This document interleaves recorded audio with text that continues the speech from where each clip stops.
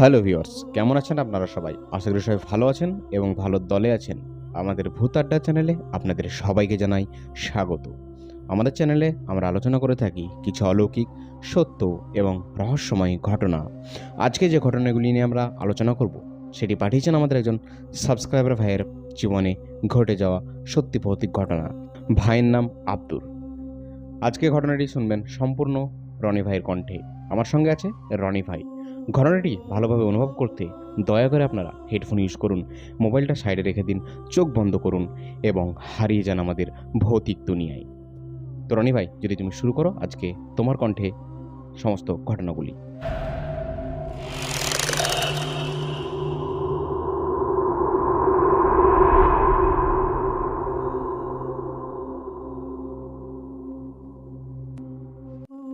অনেক ভালো আছি ইব্রাহিম ভাই। এবং যেরকমটা তুমি বললে, আমাদের আজকের ঘটনা যেগুলো নিয়ে আমরা আলোচনা করব, সে ঘটনাগুলি কিন্তু আমাদের একজন সাবস্ক্রাইবার আব্দুর তার জীবনে ঘটে যাওয়া দুটি সত্যি ভৌতিক ঘটনা। এবং ঘটনাগুলি অনেক রহস্যময় এবং অনেকটাই ভয়ঙ্কর। তো ভিউয়ার্স, আপনারা ঘটনা দুটি ভালোভাবে অনুভব করুন এবং আমরা ঘটনা দুটি শুরু করছি। তো প্রথম ঘটনাটি ইব্রাহিম ভাই এরকম। আব্দুর ভাইয়ের বয়স প্রায় 32 থেকে 35।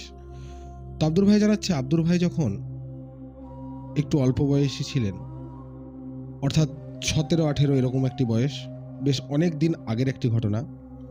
এরকম একটি সময় তখন তার মাছ ধরার একটা নেশা বলতে পারো, বা মাছ ধরার একটা চাহিদা বলতে পারো ছিল। 3-3:30 সময় হাতে একটি টর্চ নিয়ে আব্দুর ভাই চলে যায় মাছ ধরার উদ্দেশ্যে। এবং সেখানে গিয়ে আব্দুর ভাই কিন্তু এমন নয় যে এটি প্রথম দিন ছিল আব্দুর ভাইয়ের, সে কিন্তু আগেও গেছে এবং এরকম ক্রমশই সে গিয়েই থাকে। আব্দুর ভাই সেখানে মাছ ধরতে গিয়ে হঠাৎই লক্ষ্য করে যে আব্দুর ভাই যেখানে মাছ ধরছে বা যেখানে মাছ ধরার জন্য বসেছে, ঠিক তার ওপারে একটি গাছ আছে। এবং গাছটি, তোমাকে বলতে গেলে ইব্রাহিম ভাই এভাবে একটু ভাবতে হবে, গাছটি না একদম পুকুরের ধারেই রয়েছে এবং গাছের ডালপালাগুলো অনেকটাই পুকুরের, বলতে পারো যে পুকুরের দিকে অনেকটা এগিয়ে আছে। তো এরকম একটি গাছে আব্দুর ভাই হঠাৎ কিছু আওয়াজ কিন্তু লক্ষ্য করলো। সর্বপ্রথম সে ভাবলো পাখি বা অন্য কিছু হতে পারে। আব্দুর ভাই অতটা খেয়াল করলো না। কিন্তু আব্দুর ভাই জিনিসটাকে অতটা গুরুত্ব না দিয়ে সে তার নিজের কাজে, অর্থাৎ মাছ ধরার উদ্দেশ্যে যে সে তার নিজের কাজে লেগে যায়। তখনই হঠাৎ গাছের ডালপালাগুলো এমনভাবে নড়ে ওঠে, আব্দুর ভাই একবার ভাবে পাখি তো একদমই নয়। তখন আব্দুর ভাইয়ের হাতে একটি টর্চ ছিল, খুব হালকা একটা আলো সেই টর্চ, এবং যেহেতু গাছটি ছিল ডোবার ওই প্রান্তে, তাই অতটা খুব ভালো দেখাও যাচ্ছে না। আব্দুর ভাই তবুও টর্চটা ওইদিকে ঘুরিয়ে দেখলো গাছের পাতাগুলো নড়ছে, গাছের ডালগুলো নড়ছে, এবং সবচেয়ে আশ্চর্য ব্যাপার হচ্ছে গাছের মধ্যে বা গাছের ওই ডালে, যে ডালগুলি এগিয়ে আছে পুকুরের দিকে, সেই ডালে কেউ যেন বসে আছে, কোনো একটি অবয়ব, কোনো একটি ছায়া মূর্তি। আব্দুর ভাইয়ের কিন্তু ভয় পেল, আব্দুর ভাই সাহস পেল না সেদিকে যাওয়ার। আব্দুর ভাই তবুও সেই টর্চ লাইট নিয়ে সে একবারের জন্য ভাবলো যে ওখানে হয়তো তারই মতো কেউ মাছ ধরার জন্য এসেছে। তখন আব্দুর ভাই আরেকবার টর্চ লাইটটি নিয়ে সেই দিকে ফোকাস করে এবং আব্দুর ভাই দেখে একটি হালকা আভার মধ্যে আব্দুর ভাইয়ের টর্চ লাইটের আলো যেন অতদূর পৌঁছাচ্ছেই না। সেই হালকা আভার মধ্যে আব্দুর ভাই দেখে একটি অবয়ব, একটি মহিলা অবয়ব, যেন সেই গাছের ডালে সাদা থান পড়ে বসে আছে। এবং অবয়বটির চুল এত লম্বা যে সেই গাছের ডাল যেখানে সে বসে আছে সেখান থেকে তার চুল সে ডোবার জলে কিন্তু টাচ করছে এবং ডোবার জলটি কিন্তু নড়ছে। এবার আব্দুর ভাই কিন্তু এক মুহূর্ত আর ওখানে দাঁড়াবার সাহস পায় না। আব্দুল ভাই ভাবে এটি কোনো মানুষ তো হতেই পারে না, বা তার মতো কেউ নয় যে এখানে মাছ ধরতে এসেছে। কোনো মহিলা এই রাত্রে এইভাবে ডালে তো বসে থাকতে পারে না।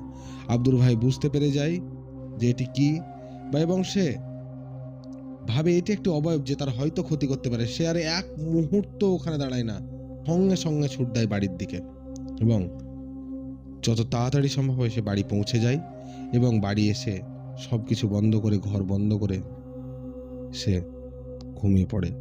ঘুমাতে তো সে পারে না, কোনো রকম সে 2-3 ঘন্টা কাটায়। সে রাত যখন পার হয়, তারপরে সকালবেলায় সে সবাইকে ঘটনাটি বলে। গ্রামের লোক সে ঘটনাটি শুনে তারপর থেকে কেউই বলতে পারো, বিশেষ করে ভোরবেলায় বা সন্ধ্যাবেলার পর ওই রাস্তাতে বা ওই ডোবার আশেপাশেও কিন্তু আর যেত না। এবং তারপরে আব্দুল ভাই বলে যে আজও প্রায় 16-17 বছর হয়ে গেছে সেই ঘটনাটি। আব্দুল ভাই নিজেও সেই ঘটনার পর ওই ডোবার দিকে আর কোনোদিন যায়নি। সেটি তার জীবনের শেষ ওই রাস্তা ছিল, যে ওই রাস্তায় সে শেষবারের মতো গেছিল। তারপরে সে ওই রাস্তা আর কখনো পা দেয়নি। তো ইব্রাহিম ভাই, এটি আজকের প্রথম ঘটনাটি ছিল।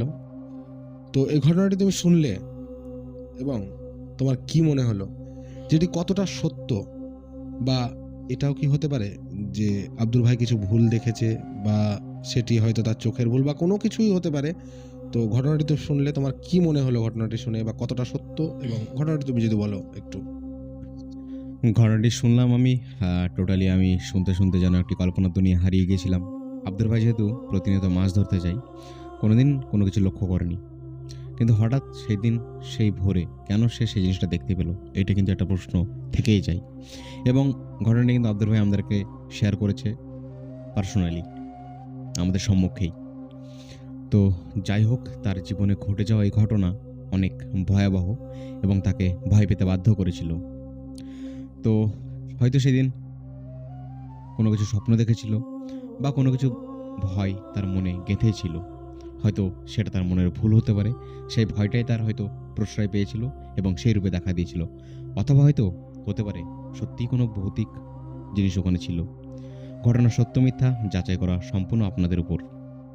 ঘটনা কতটা সত্যি কতটা মিথ্যা সেটা আমরা জানি না, সেটা আমাদের বিবেচনারও কাজ নয়। আমাদের কাজ হলো ঘটনাটি তুলে ধরা, তাই তুলে ধরলাম। কিন্তু এই ভৌতিক ঘটনা আব্দুল ভাইয়ের জীবনে একবার নয়, আরও একবার ঘটেছিল। সেই ঘটনাটিও কিন্তু আব্দুল ভাই শেয়ার করেছে, এবং আব্দুল ভাইয়ের সেই দ্বিতীয় ঘটনাটি শুনতে আপনারা আমাদের পাশে থাকুন। ঘটনাটি বলবে আমাদের রনি ভাই। তো রনি ভাই, দ্বিতীয় ঘটনাটি যদি তুমি শুরু করো। তো ইব্রাহিম ভাই, প্রথম ঘটনাটি তুমি শুনলে। প্রথম ঘটনাটি অনেকটি রহস্যময় এবং অনেক ভয়ঙ্কর একটি ঘটনা। তো আমি শুরু করছি আজকের দ্বিতীয় ঘটনাটি, যেটি আব্দুল ভাইয়ের জীবনে আবারও একটি ঘটনা, এবং আব্দুল ভাইয়ের জীবনে একটি সত্যি ঘটনা, যেটি কিন্তু এতটা পুরনো নয়, একটি রিসেন্ট ঘটনা। এবং বলতে পারো তুমি ঘটনাটি এখনো 1 বছরও হয়নি।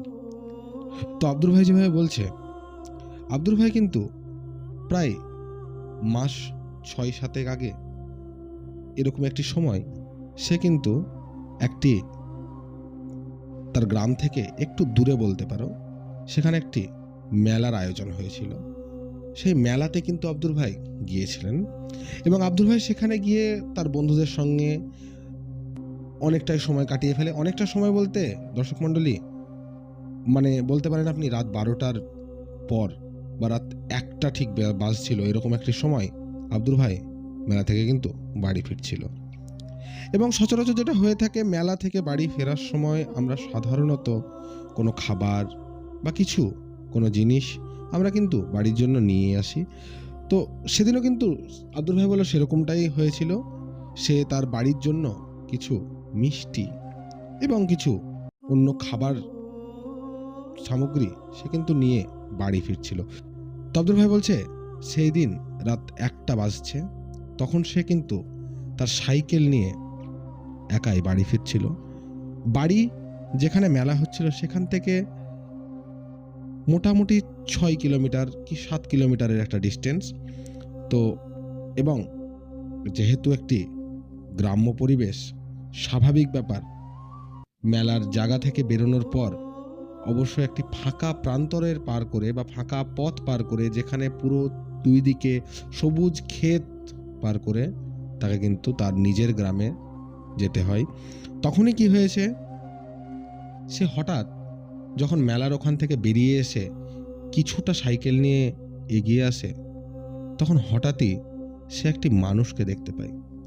সে কিন্তু অবাক তখনও হয় না, তখনও সে ভাবে একটি স্বাভাবিক ব্যাপার, কারণ তার সঙ্গে এমন নয় যে মেলাতে সে একাই ছিল, তার সঙ্গে অনেক মানুষ ছিল, তারাও বাড়ি ফিরছিল, এবং সেভাবে মেলারই হয়তো কেউ একজন যে হয়তো কোনো কারণে রাস্তার ধারে দাঁড়িয়েছে। তো সে হঠাৎ কিন্তু মানুষটিকে দেখে, একদম পুরো সাদা পোশাকে মানুষটি কিন্তু হেঁটে বাড়ি ফিরছিল, এবং সে যেভাবে সেই মানুষটির ডেসক্রিপশন দিল আমি তোমায় বলবো ইব্রাহিম ভাই, মানুষটি একটি সাদা পাঞ্জাবি পরেছিল এবং নিচে একটি সাদা লুঙ্গি এবং মাথায় ছিল টুপি, মানে নামাজের টুপি, বুঝতে পেরেছ? এইরকম একটি মানুষ, সে কিন্তু সে রাস্তা দিয়ে হেঁটে যাচ্ছে,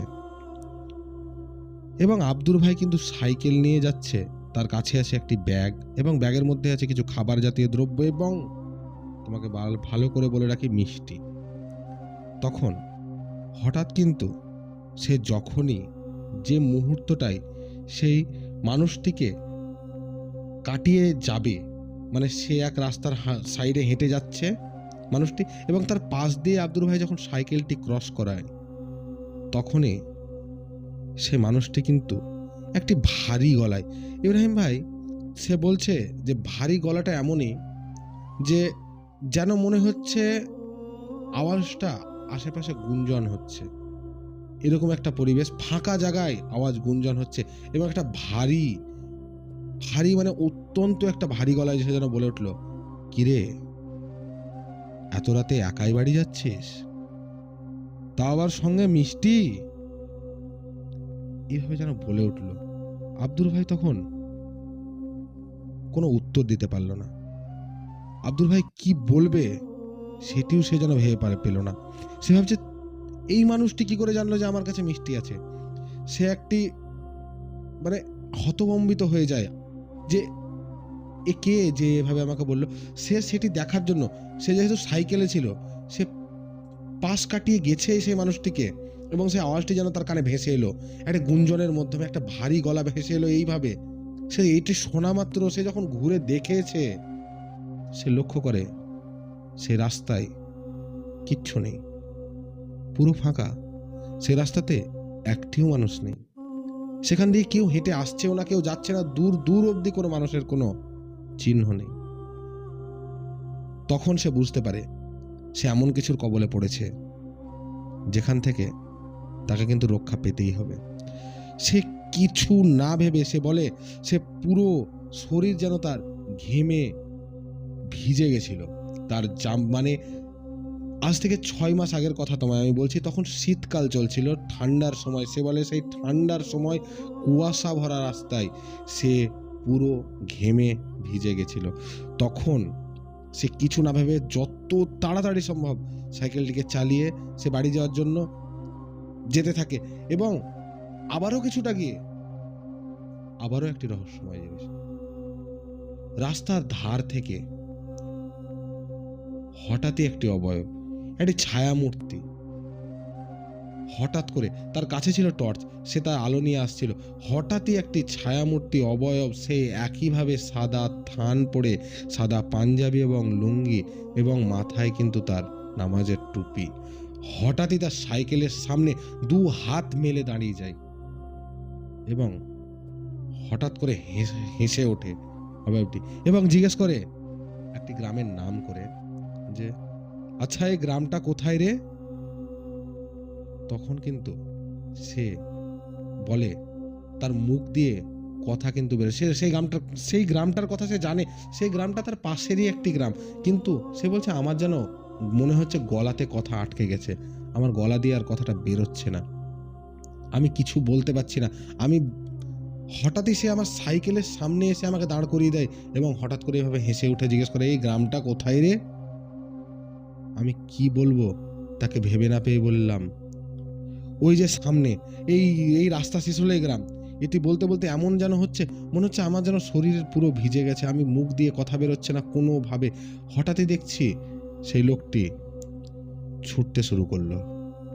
আমি যেদিকে তাকে রাস্তা দেখিয়ে দিলাম যে এই যে সামনে এই রাস্তা শেষ হলেই সেই গ্রাম, সে কিন্তু হঠাৎই ছুটতে শুরু করলো। এবং ছুটতে শুরু করলো, ইব্রাহিম ভাই তুমি বিশ্বাস করবে না, সেই ছোটা একটি আলাদাই একটি গতি, যেন কোনো বাইক বা কোনো গাড়ি বোধহয় অত স্পিডে বা অত জলদিতে যেতে পারবে না। একদম ছুটে যেন সে কুয়াশার মধ্যে মিলিয়ে গেল। তখন আব্দুল ভাই কিন্তু কোনোভাবেই সেখান দিয়ে তার সাহস হলো না সে সামনে যাবে। আর সে তখনই তার বাড়ির লোককে ফোন করার চেষ্টা করে, তার বাড়ির লোক কেউ ফোন ধরে না। রাত 1টার বেশি বাজছে তখন। আব্দুল ভাই কিচ্ছু না ভেবে কোনোভাবে পুরো দমে সাইকেল চালিয়ে তার বাড়ি পৌঁছায় এবং বাড়িতে ঢুকে সে প্রথমত আগে তার কাঠ হয়ে যাওয়া গলা, জল খায়। আগে সে একটু জল খায়, শান্ত হয়, বসে এবং তার বাড়ির লোক তার পরিস্থিতি দেখে, তাকে তার অবস্থা দেখে, তার শরীরের অবস্থা, তার ঘাম এবং তার চোখ মুখ দেখে তারা কিন্তু তাকে জিজ্ঞেস করে যে কি হয়েছে। সে এমন একটি ব্যাপার, সে যেন বলতে পারছে না সে কি দেখেছে বা কি হয়েছে। সে শুধু এরকম একটা বলছে, আমি বেঁচে আছি তো, আমি বেঁচে আছি তো। মানে তার যেন বিশ্বাস হচ্ছে না সেই পরিস্থিতি থেকে সে একাই বেরিয়ে এসছে বা সে বেরিয়ে আসতে পেরেছে। এই ছিল আব্দুল ভাইয়ের জীবনের দ্বিতীয় ঘটনা। এবং ইব্রাহিম ভাই আব্দুল ভাই জানিয়েছে এই ঘটনাটির পর থেকে, আজকে ঘটনাটি 6 থেকে 7 মাস হলো, এবং এই ঘটনার পর থেকে আব্দুল ভাই আর কোনো দিন রাত 9টা বাজতে দেয় না ঘড়িতে। তার আগেই সে বাড়ি ফিরে আসে। সে যেখানেই থাক না কেন, হয় সে সেখানে থেকে যায় অথবা সে তার আগেই বাড়ি চলে আসে। কিন্তু সেই আব্দুল ভাই আর কখনোই রাত 9টার পর রাস্তায় একাই যাওয়ার মতো সাহস সে আর পায় না এবং সে যায় না। তো ইব্রাহিম ভাই এই ছিল আজকের ঘটনা। এটি ছিল দ্বিতীয় ঘটনা, আমি বললাম আব্দুল ভাইয়ের জীবনের ঘটে যাওয়া। এবং ঘটনাটি শুনে তোমার কেমন লাগলো এবং কি মনে হলো, কতটা সত্যি আব্দুল ভাইয়ের জীবনে এই রকম 2টা রহস্যময় ঘটনা ঘটে। তো আব্দুল ভাইয়ের কাছে আরও কিছু ঘটনা আছে, সেগুলি আব্দুল ভাই আমাদেরকে জানাবে। তো ইব্রাহিম ভাই এই ঘটনাটি তোমাকে কেমন লাগলো তুমি যদি বলো। দেখো রনি ভাই, আমি ঘটনাটি পুরো শুনলাম এবং শুনে আমি পুরো একদম হতভম্বিত হয়ে গেলাম। কারণ হচ্ছে প্রথমত যখন সে 17-18 বছর বয়স ছিল তখন মাছ ধরতে গিয়ে এই যে ঘটনাটি ঘটলো, এবং তারপরে রিসেন্টলি 6-7 মাস আগে মানে শীতকালে পৌষ মাসে মেলার সময়তে এরকম একটা মিষ্টি হাতে নিয়ে সে যখন যাচ্ছিল রাস্তায়, সেখানে কেউ একজন দাঁড় করিয়ে বলছে যে মিষ্টি নিয়ে যাচ্ছিস। কী করে জানলো? কে হতে পারে? যদিও আমরা শুনেছি যে বা হয়তো দর্শক মণ্ডলী আপনারাও শুনে থাকবেন যে জিন বা ভূত বা প্রেত এরা কিন্তু একটু মিষ্টির লোভী হয়। এটা আমরা ছোটোবেলায় দাদু দাদি নানানের কাছ থেকে এই গল্প কিন্তু হামেশা শুনতে পাই। তো ঘটনাটি যাই হোক আমাদেরকে আব্দুল ভাই সম্মুখে আমাদের শেয়ার করেছেন, বসে আমরা ঘটনাটি শুনেছি এবং ঘটনাটি আমাদেরকে খুবই আকর্ষণ করেছে, তাই ঘটনাটি আপনাদের সামনে তুলে ধরা হলো। ঘটনাটি শুনলেন আপনারা সম্পূর্ণ রনি ভাইয়ের কণ্ঠে। ঘটনা সত্য মিথ্যা যাচাই আপনারাও করবেন। ঘটনাটি ভালো লেগে থাকলে অবশ্যই এটি লাইক করবেন, কমেন্ট করবেন এবং সাবস্ক্রাইব করে আমাদের পাশে থাকবেন। এরকম কোনো ঘটনা যদি আপনাদের জীবনে ঘটে যায় তাহলে আপনারা অবশ্যই আমাদের সঙ্গে শেয়ার করতে পারেন আমাদের ফেসবুক আইডি অথবা ইমেল অথবা ইনস্টাগ্রামে। আপনাদের ঘটনাগুলি সিলেক্টেড হলে আমরা অবশ্যই আমাদের চ্যানেলে তুলে ধরব। চলুন দেখা হচ্ছে পরবর্তীতে আরও কোনো ভৌতিক ভয়ানক ঘটনা নিয়ে। ততক্ষণের জন্য আপনাদেরকে শুভরাত্রি।